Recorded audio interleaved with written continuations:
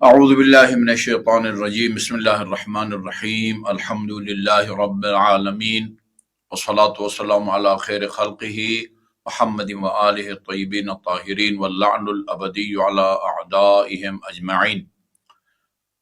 محترم ناظرین سامعین، یقیناً آپ خواتین و حضرات کو یاد ہوگا میں نے گزشتہ پروگرام میں عدت کے بارے میں بعض مسائل بیان کیے تھے۔ اگر خدا نخواستہ کسی خاتون کو طلاق ہوتی ہے جس کے بارے میں حدیث ہے کہ خدا کے نزدیک جائز کاموں میں سب سے ناپسندیدہ کام طلاق ہے، اور بعض روایات کے مطابق اس سے عرش الہی جو ہے وہ ہل جاتا ہے۔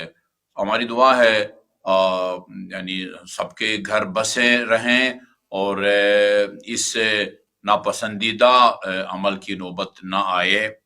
خدا نخواستہ اگر کسی خاتون کو طلاق دی جاتی ہے تو وہ سوال پیدا ہوتا ہے کہ آیا طلاق کے دوسرے دن کسی اور سے شادی نکاح کر سکتی ہے یا نہیں کر سکتی۔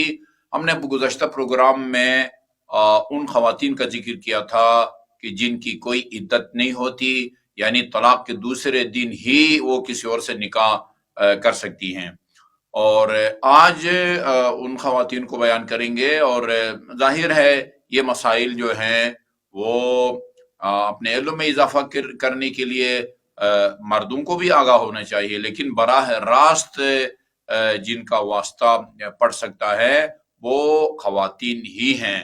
تو جن خواتین کو طلاق دی جاتی ہے ان کی ہم 4 قسمیں جو ہے نا وہ کر سکتے ہیں۔ ان کی 4 قسمیں ہیں۔ بعض خواتین وہ ہیں کہ جن کی جو مطلب حاملہ نہیں ہوتی اور ان کی جو ماہواری ہے وہ باقاعدہ سے ہوتی ہے۔ بعض خواتین وہ ہیں جو یعنی حاملہ نہیں ہوتی لیکن وہ بے قاعدگی ہے ان میں، اور یا یہ ہے کہ ان کی 2 ماہواریوں کے درمیان جو پاکی کی مدت ہے وہ 3 مہینہ یا اس سے زیادہ ہے، یا پھر خاتون ایسی ہوگی کہ نہیں، 2 پاکیوں کے درمیان 2 ماہواریوں کے درمیان جو پاکی کی مدت ہے وہ 3 مہینے سے کم ہے۔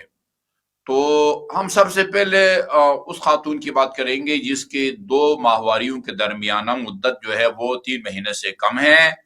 ایسی خاتون طلاق کے بعد قرآن کے مطابق وہ 3 دفعہ پاک ہونے کا انتظار کرے گی، یہ اس کی عدت کی مدت ہوگی۔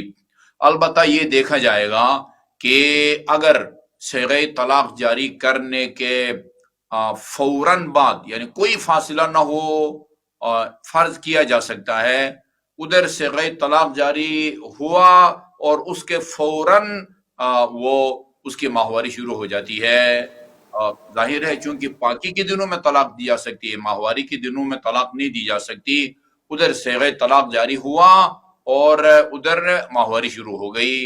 ایسی خاتون جو ہے وہ اس ماہواری کے جو ہے نا بعد وہ ہوگی، پاک ہوگی، اور پھر ماہواری آئے گی، پھر پاک ہوگی۔ اس طرح جیسے ہی 4تھی ماہواری شروع ہو جائے گی اس کی وہ عدت کی مدت جو ہے نا پوری ہو جائے گی۔